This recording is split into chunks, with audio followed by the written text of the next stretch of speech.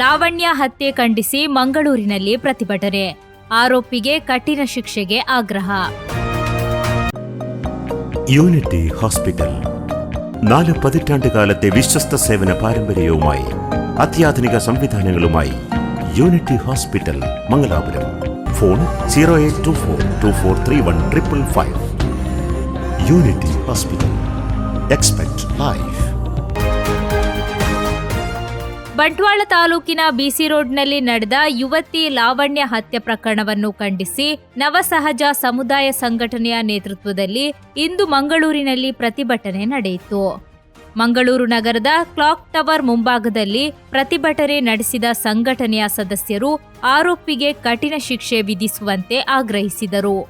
ಈ ವೇಳೆ ಮಾತನಾಡಿದ ನವಸಹಜ ಸಮುದಾಯ ಸಂಘಟನೆಯ ಅಧ್ಯಕ್ಷೆ ನಿಖಿಲ, ಜುಲೈ 16ರಂದು ನಡೆದ ಅಮಾಯಕ ಯುವತಿಯ ಭೀಕರ ಹತ್ಯೆ ಇಡೀ ಸಮಾಜವನ್ನು ಬೆಚ್ಚಿಬೀಳಿಸಿದೆ. ಇಂತಹ ಅಮಾನುಷ ಕೃತ್ಯ ಎಸಗಿದವರಿಗೆ ಯಾವುದೇ ರೀತಿಯ ದಯೆ ತೋರಬಾರದು.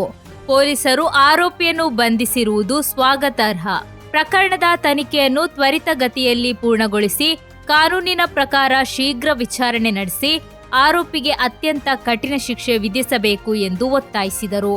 ಇನ್ನೊಂದು 16 ತಾರೀಕಿಗೆ ಒಂದು ಅಮಾಯಕ ಹೆಣ್ಣಿನ ಹತ್ಯೆ ಆಗಿದೆಯಾ? ಹತ್ಯೆ ಮಾಡಿದಂಥ ಯಾವುದೋ ವ್ಯಕ್ತಿ ಯಾರೇ ಆಗಲಿ ಈಗಾಗಲೇ ಬಂಧಿಸಿದಾರಂತೆ. ಅವನು ಎಲ್ಲ ಹಾಸ್ಪಿಟಲ್ ಇದ್ದಾರಂತೆ. ಅವನಿಗೆ ಕೂಡಲೇ ಕಠಿಣ ಶಿಕ್ಷೆ ಕೊಡಬೇಕಂತ ನಾವೆಲ್ಲ ಆಗ್ರಹಿಸಿದ್ದೇವೆ. ಹಾಗೆಯೇ ನಾವು ನಮ್ಮ ಗೃಹ ಮಂತ್ರಿ ಕೂಡ ಆಗ್ರಹಿಸ್ತೇವೆ.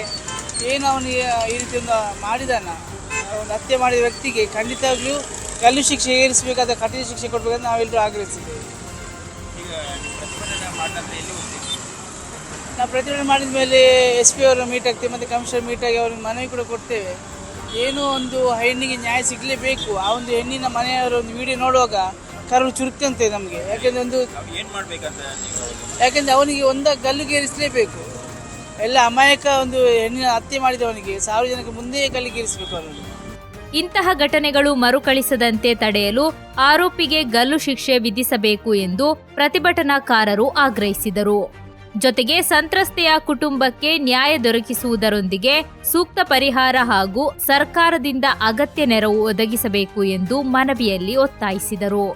ಪ್ರತಿಭಟನೆಯ ಬಳಿಕ ಸಂಘಟನೆಯ ಪದಾಧಿಕಾರಿಗಳು ಜಿಲ್ಲಾ ಪೊಲೀಸ್ ವರಿಷ್ಠಾಧಿಕಾರಿ ಹಾಗೂ ನಗರ ಪೊಲೀಸ್ ಆಯುಕ್ತರನ್ನು ಭೇಟಿ ಮಾಡಿ ಪ್ರಕರಣದ ತ್ವರಿತ ತನಿಖೆ ನಡೆಸಿ ಆರೋಪಿಯ ವಿರುದ್ಧ ಕಾನೂನುಬದ್ಧವಾಗಿ ಕಠಿಣ ಕ್ರಮ ಕೈಗೊಳ್ಳುವಂತೆ ಮನವಿ ಸಲ್ಲಿಸುವುದಾಗಿ ತಿಳಿಸಿದರು.